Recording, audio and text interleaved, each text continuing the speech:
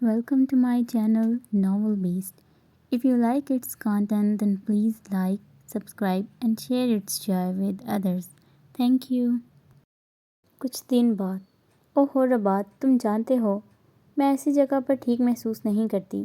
उसे साहिल किनारे एक रेस्टोरेंट लाया था क्योंकि वो हुरैन को इसी की गुजरी हुई बर्थडे की ट्रीट देना चाहता था और इसे अपने दिल की बात भी बताना चाहता था। इस दिन तो हुरैन इतनी खौफज़दा हो गई थी कि वो इसे कुछ बता नहीं पाया, लेकिन आज वो मुकम्मल तैयारी के साथ था। हुरैन घबराओ नहीं, मैंने टेबल इस भीड़ से अलग ही बुक करवाया है और वैसे भी मैं हूँ ना साथ। वो इसे मुस्कुरा कर देखते हुए कहने लगा, जिस पर वो भी मुस्कुरा पड़ी। आज इस जगह मामूल से ज़्यादा भीड़ थी। यूनिवर्सिटी स्टूडेंट से वो जगह भरी पड़ी थी, शायद इनकी कोई पार्टी थी। म्यूज़िक भी फुल वॉल्यूम में बज रहा था, जिसके साथ इन स्टूडेंट की आवाज़ भी मिली हुई थी। हुरैन इन लोगों को इस तरह हंसी मजाक करते देखकर कुछ मुतमईन हो गई। शायद वो बिला वजह परेशान हो रही थी। रबात इसके आगे चलता जा रहा था और वो इसके एक कदम पीछे। इनका टेबल वाकई इस हंगामे से कुछ फासले पर था, जिसे देखकर वो मज़ीद पुरसुकून हो गई। रबात ने सब कुछ इसकी पसंद का मंगवाया था। वो खाने पीने के मामले में बहुत चूज़ी थी। शायद इसकी वजह इसकी सौतेली मामा थी। तो हुरैन, तुम्हारा आगे का क्या प्लान है? वो चूँकि ड्रॉप कर दी गई थी, इसलिए वो इसके लिए परेशान था। मैं इस्लामाबाद जाने का सोच रही हूँ, इसने प्लेट में बड़ा सैलेड घुमाते हुए कहा। वहाँ क्यों? तुम लाहौर ही किसी यूनिवर्सिटी में एडमिशन ले लो। वो कहाँ इससे ज़रा भी दूरी बर्दाश्त कर सकता था। अभी मैंने कोई फ़ैसला नहीं किया, इसने रबात का चेहरा देखते हुए कहा। अगर तुम इस्लामाबाद चली गई तो मैं भी तुम्हारे पीछे आ जाऊँगा, इसने शरारत से एक आंख दबाते हुए कहा और वह शर्मिंदा सी होकर नज़रें झुका गई। अरे यार रबात, तू यहाँ कब आया? किसी की आवाज़ पर वो दोनों पलटे थे। अली जिगर, कैसा है तू? वो इसका पुराना दोस्त था। रबात ने उठकर इसे गले लगा लिया। अरे हम तो यहीं होते, तू सुना, लाहौर से कब आया? और कोई खबर भी नहीं दी? हाँ, बस अचानक ही प्रोग्राम बना। फिर वो हुरैन की तरफ पलटा। हुरैन, ये मेरा दोस्त है अली, और अली ये मेरी फ्रेंड है हुरैन। हुरैन अब इनकम्फर्टेबल महसूस कर रही थी, इसलिए बिना नज़रें उठाए बस सर हिला गई। रबात ने इस बात को फ़ौरन महसूस किया था और शायद अली भी महसूस कर लिया था। अरे उमर और काशी भी यहीं हैं, चल इनसे मिलते हैं। रबात हुरैन से इजाज़त देता इनके साथ चला गया। हाँ, जब इस रेस्टोरेंट पहुंचा तो हुरैन रबात से बातें कर रही थी। वो इनसे दूर अंधेरे में एक कुर्सी पर जा बैठा। तभी एक लड़की कलर हीर पहने इनके पास से गुजरी और वो इसे देखता रह गया। इसने तेज़ी से इसका हाथ पकड़ा और नीम अंधेरे का फ़ायदा उठाता करीबी लेडीज़ रूम ले गया। वहाँ मौजूद दो लड़कियों को इसने बाहर निकलने का बोला। Out now. इसकी दाढ़ पर वो दोनों अपने पर्स संभालती बाहर निकल गईं। अब इस लड़की के बाल हाथ के कब्ज़े में थे और इसने इसे टाइल लगी दीवार पर पटका था। हाथ, मुझे दर्द हो रही है। वो तकलीफ़ से तिलमिला उठी थी। तुम मुझे ये बताओ मारिया, यहाँ तुम्हारा क्या काम? इसने हर लफ्ज़ चबा चबा कर कहा था। मैं तो बस यहाँ गैर इरादी तौर पर आई थी। इसने इसको कलाई से पकड़ा और इसका रुख पलट कर इसका बाजू मरोड़ दिया। हाथ रुको प्लीज़, तुम मेरा बाजू तोड़ दोगे। हाथ ने दूसरे हाथ से इसके बालों को दबोच कर इसका चेहरा दीवार से लगा दिया। अच्छा सॉरी, तुम 2 हफ्तों से मुझे मिलने नहीं आए। मैं बस देखना चाहती थी तुम कहाँ मसरूफ़ हो। इसे मारिया को अपनी कार का पीछा करते हुए देख लिया था। वैसे बहुत खूबसूरत है वो लड़की। मारिया ने इसे मज़ीद चढ़ाया था। इसने मारिया को बालों से जकड़कर इसका सर इतनी ज़ोर से पीछे खींचा कि वो सांस नहीं ले पा रही थी और इसे अपने कहे पर अफसोस होने लगा। अगर हाथ ज़रा सा भी झटका देता तो इसकी गर्दन टूट जाती। हाथ खुद को इसके कान के करीब ले जाकर सख्त आवाज़ में सरगोशी करने लगा। तुम्हारा इससे कोई वास्ता नहीं, अपने खेल इससे दूर रखना मारिया। इसकी आंखों में दर्द से नमी बहने लगी थी। ठीक है, वो बामुश्किल बोली थी, लेकिन अभी वो कहाँ इसे छोड़ने वाला था। तभी से बाहर से हुरैन के चीखने की आवाज़ आई थी और वो मारिया को वहीं छोड़े बाहर भाग गया। रबात अपने दोस्तों के पास था जब दो लड़के इस पर तंज करने लगे। हुरैन वहीं खामोशी से बैठी रही, लेकिन इनमें से एक रबात की सीट पर आ बैठा और दूसरा इसके करीब खड़ा हो गया। हुरैन को अपना सांस अटकता हुआ महसूस हुआ। खौफ के मारे इसके हवास ने काम करना छोड़ दिया था। वो वहीं सुन बैठी थी। अरे देखो तो सही इसका चेहरा। وہ آپس میں باتیں کر رہے تھے۔ ہاں، پتہ نہیں کہاں کہاں سے آ جاتے ہیں لوگ۔ خوف نے اسے منجمد کر دیا تھا۔ اس کا اڑتا رنگ دیکھ کر وہ مزید بولنے لگے۔ اگر اکیلی ہو تو ہمارے ساتھ چل سکتی ہو، اس کے سامنے بیٹھے شخص نے آفر کی تھی۔ اس کی خاموشی کا فائدہ اٹھاتے اس کے پاس کھڑے شخص نے حورین کی طرف ہاتھ بڑھایا تھا۔ حورین نے اس کا بڑا ہاتھ جیسے ہی اپنے بازو پر محسوس کیا، وہ پاگلوں کی طرح چلانے لگی اور ہاتھ پاؤں مارنے لگی، جیسے وہ خود کو آزاد کروانے کی کوشش کر رہی ہو۔ اس کی اس حرکت سے وہ دونوں لڑکے ایک دم پیچھے ہٹے تھے۔ وہاں موجود سب لوگ اس معاجرے کو دیکھنے لگے۔ میوزک بند کر دیا گیا تھا۔ رباط ایک دم حورین کی طرف بڑھا تھا۔ وہ اپنی پشت دیوار کے ساتھ ٹکائے فرش پر بیٹھی تھی اور اپنے بالوں کو جکڑ کر چیخ رہی تھی۔ رباط نے غصے میں اس لڑکے کو کالر سے پکڑا۔ کیا کیا تم نے؟ ارے ہم نے کچھ نہیں کیا، یہ لڑکی ہی پاگل ہے، اس نے رباط کو خود سے دور دھکیلتے ہوئے کہا۔ ہاں، اسے پاگل خانے لے جاؤ، یہاں کیوں لائے ہو؟ اب کی بار وہ لڑکا بولا تھا جس نے حورین کا بازو پکڑنے کی کوشش کی تھی۔ حورین نے چلانا بند کر دیا تھا، لیکن وہ خود میں سمٹی ہوئی رو رہی تھی۔ رباط غصے سے اس لڑکے کی طرف بڑھا اور اسے دھکا دینے لگا۔ جب کسی نے رباط کو کالر سے پکڑ کر ایک دم پیچھے کو کھینچا اور وہ لڑکھڑا کر فرش پر گرا تھا۔ اگلے ہی لمحے اس لڑکے کے منہ اور ناک سے خون بہہ رہا تھا۔ ہاتھ نے رباط کو راستے سے ہٹا کر اتنی طاقت سے مکہ مارا تھا کہ وہ شخص فرش پر گر گیا اور اس کے ناک اور منہ سے خون بہنے لگا۔ حورین کی چیخ سن کر وہ پوری رفتار سے بھاگتا آیا تھا۔ اب وہ نیم بے ہوش حورین کے قریب گرا ہوا تھا۔ سب لوگ یہ دیکھ کر اس سے دور ہوئے تھے۔ کس کی ہمت تھی کہ حورین کو پاگل کہے؟ ہاتھ پہ اس لڑکے کے دوست نے حملہ کرنا چاہا، جسے اس نے بہت آرام سے روکا تھا اور اسے کلائی سے پکڑ کر اس کا بازو گھما دیا۔ اپنے پاؤں سے اس کے گھٹنے پر وار کیا، جس سے وہ منہ کے بل فرش پر گرنے لگا اور اپنے ہی وزن سے اس کا مڑا ہوا بازو کندھے سے نکل گیا۔ اب وہ اپنے ٹوٹے ہوئے بازو کو تھامے چیخ رہا تھا۔ سب اتنی جلدی ہوا تھا کہ وہ کچھ سمجھ نہیں پایا۔ ہاتھ پاس پڑے لوہے کے اسٹول کی طرف بڑھا اور اسے کندھے پر رکھے پہنے اس شخص کی طرف آ گیا۔ وہ اب ہوش میں تھا اور ٹوٹی ہوئی ناک سے خون رکنے کی کوشش کر رہا تھا۔ رباط بے یقینی سے سب دیکھ رہا تھا۔ ہاتھ دونوں ہاتھوں سے اسٹول تھام کر اپنے سر کے اوپر تک لے گیا۔ اس نے ایک نظر حورین کو دیکھا، جو کہ اپنے گھٹنے تھام کر خود میں سمٹی ہوئی تھی۔ وہ یک ٹک اسے دیکھ رہی تھی۔ ہاتھ اس سے اپنی اصلیت چھپا سکتا تھا۔ وہ ان لڑکوں کو چھوڑ سکتا تھا، لیکن وہ اسے دکھانا چاہتا تھا کہ وہ کیا ہے۔ وہ اسے بتانا چاہتا تھا کہ اس کی آنے والی زندگی کیا ہے۔ اس نے اسٹول کو پوری طاقت سے اس لڑکے کی ٹانگوں پر مارا تھا اور وہ سٹ پٹا اٹھا تھا، تکلیف سے کراہنے لگا تھا۔ اس کی ہڈیوں کے ٹوٹنے کی آواز سب نے سنی تھی۔ ہاتھ نے دوسری بار بھی ان پر وار کیا اور وہ ایک جھٹکا کھا کر بے ہوش ہو گیا۔ ان سے نکلتا خون سفید فرش کو سرخ کر رہا تھا۔ کسی میں اتنی ہمت نہیں تھی کہ اسے روک پائے۔ ہاتھ حورین کی طرف پلٹا تو اب رباط اس کے سامنے بیٹھا اسے حواس میں لانے کی کوشش کر رہا تھا، لیکن اس کی نظریں ابھی بھی ہاتھ پر ٹکی تھیں۔ رباط نے اپنی جیکٹ اتار کر اس کے کندھوں پر ڈالی اور وہ ایک دم ہوش میں آئی تھی اور اس کی طرف پلٹی تھی۔ حورین، چلو اٹھو، ہمیں گھر جانا ہے۔ وہ پہلے سے ناسمجھی سے دیکھتی رہی، لیکن پھر ایک دم اٹھی تھی۔ ہاں، اسے گھر جانا تھا، اس درندے سے بہت دور۔ وہ رباط کے ساتھ چل پڑی۔ رباط ہاتھ کے پاس سے گزرتے ہوئے اسے نظر انداز کر گیا اور حورین تو جتنی جلدی ہو سکے وہاں سے چلی جانا چاہتی تھی۔ ہاتھ نے بہت ضبط سے اسے رباط کے ساتھ جانے دیا تھا، لیکن یہ زیادہ دیر کے لیے نہیں تھا۔ ماریا نے بھی لوگوں کے بیچ یہ سب دیکھا تھا۔ اس نے اسے حورین کی طرف ہی دیکھتے ہوئے زور سے مارا تھا۔ وہ یہ سب جان بوجھ کر اسے دکھا رہا تھا تاکہ اسے کوئی شک نہ رہے کہ وہ کیا ہے۔ وہ جب سے آئی تھی اندھیرے میں بیٹھی دیوار کو ٹکٹکی باندھ کر دیکھ رہی تھی، لیکن وہ کوئی معمولی دیوار تھوڑی تھی۔ اس پر تو بار بار وہ سب کسی فلم کی طرح چل رہا تھا۔ جب اس نے دوسری بار اس کی ٹانگوں پر حملہ کیا تو وہ کپ کپا اٹھی اور آنکھیں بند کر کے اپنا چہرہ موڑ گئی۔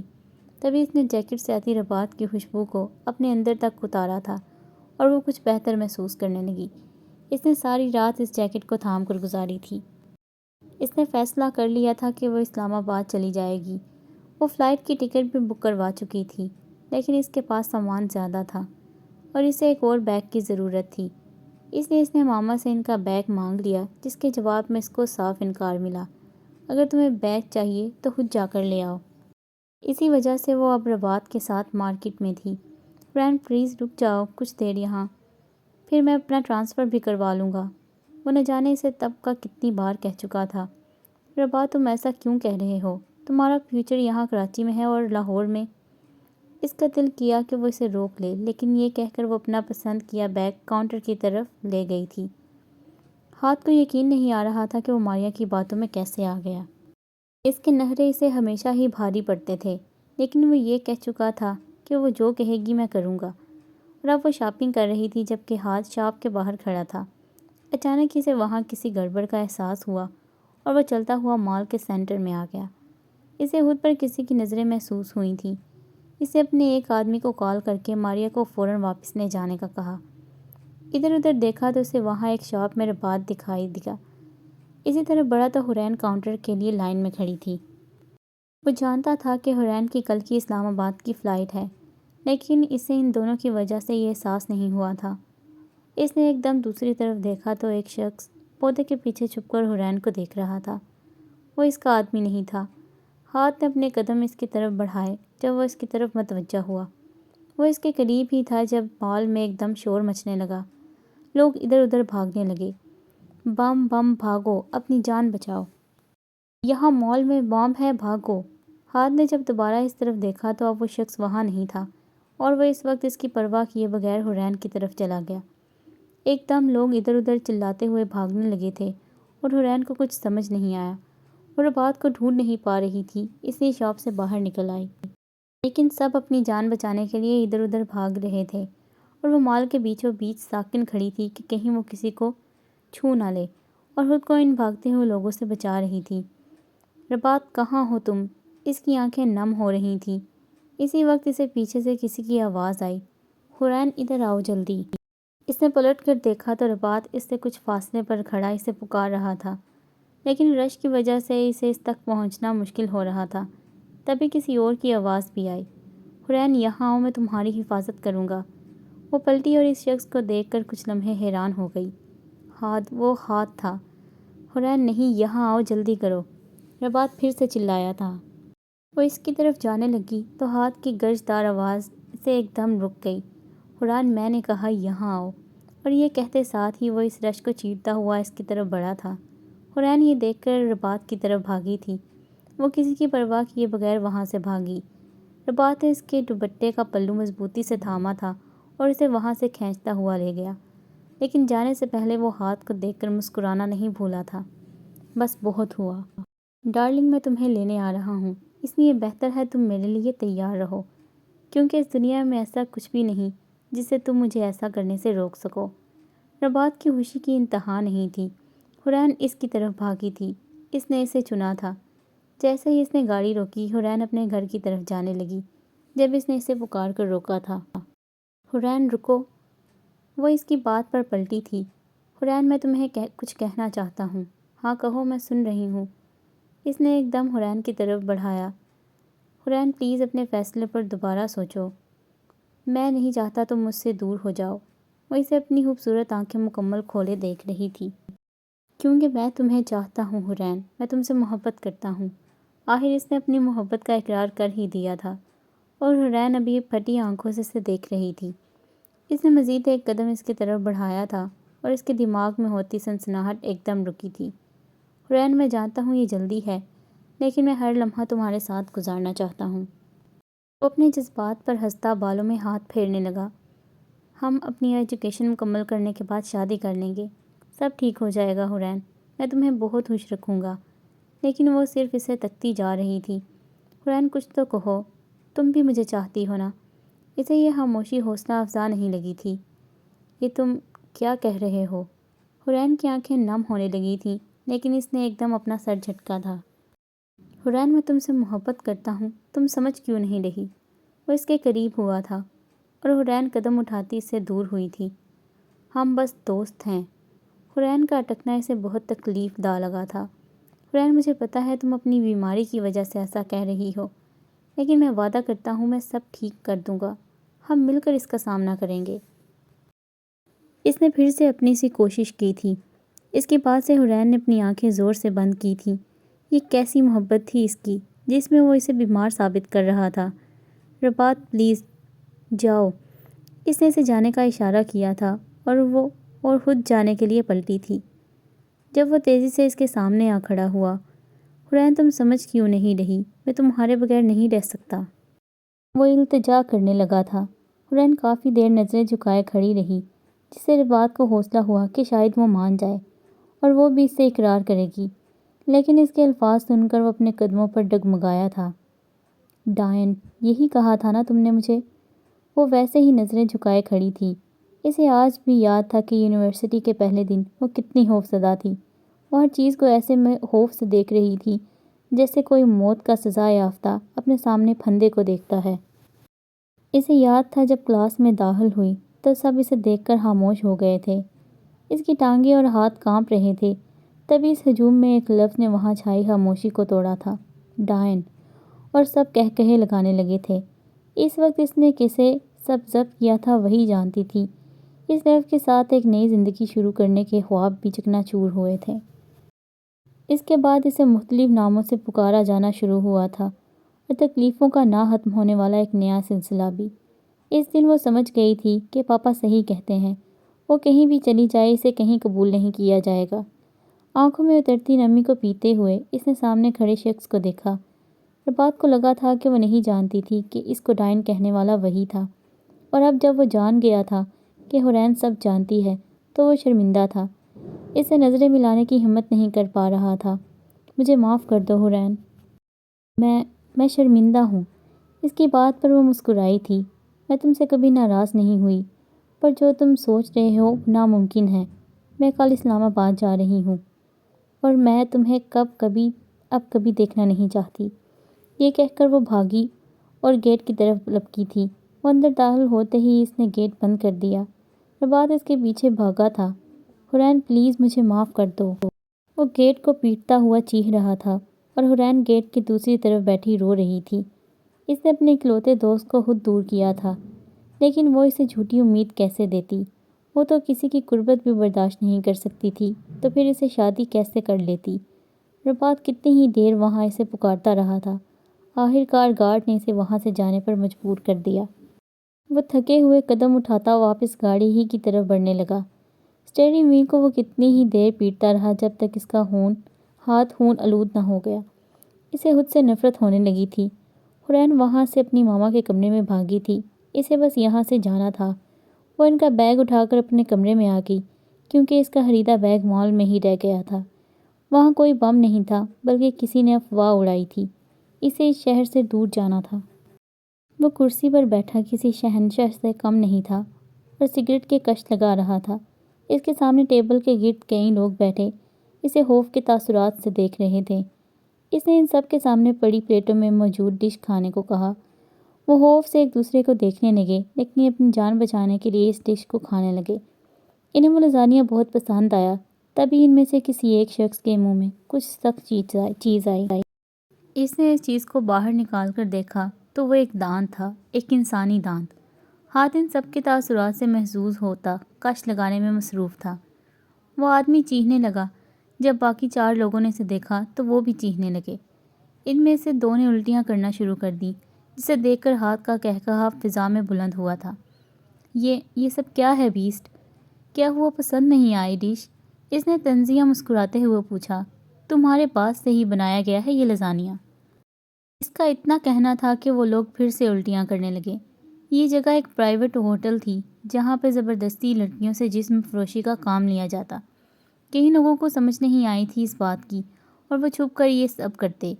شہر میں یہ آخری جگہ تھی جہاں ایسا ہو رہا تھا، اور اس جگہ کو چلانے والا اب اس مزیدار لازانیہ کا اہم جز تھا، اور اس کے ساتھ ہی اسے کھانے والے، جس سے وہ ان معصوم لڑکیوں کو نوچ کر کھاتے تھے۔ وہ شخص کیسے اس کے سامنے تکلیف سے تڑپا تھا، اس سے اس کی روح تک کو سکون آیا تھا۔ ہاتھ نے اس کے ہاتھوں سے شروع کیا تھا، پہلے اس کے ہاتھ کاٹے، پھر زبان، لیکن اتنے سے ہی وہ جب بے ہوش ہونے لگا تو اس نے چاقو اس کے پیٹ میں گھبا دیا اور پھر اسے کاٹتے ہوئے زندہ شخص میں سے اس کے اندرونی اعضاء زمین پر نکال پھینکے، پہلے معدہ پھر انتڑیاں۔ اس کا کام یہاں ختم ہو چکا تھا۔ اس نے اپنے پیچھے کھڑے احتشام کو اشارہ کیا اور خود وہاں سے چلا گیا۔ اس کے وہاں سے جاتے ہی وہ جگہ گولیوں کی آواز سے گونج اٹھی تھی۔ کچھ لوگ اپنے ساتھ ہوئے کسی حادثے سے ایسے ہوتے ہیں، کچھ طاقت کے لالچ میں اور کچھ ہوس کی چاہ میں۔ لیکن ہارتھ مرزا کو ان میں سے کوئی چاہ نہیں تھی، اور نہ ہی وہ کسی ایسے حادثے کا شکار ہوا تھا۔ وہ ایسا اس لیے تھا کیونکہ وہ انسانی شکل میں ایک درندہ تھا، اور اسے اپنی درندگی پیاری تھی۔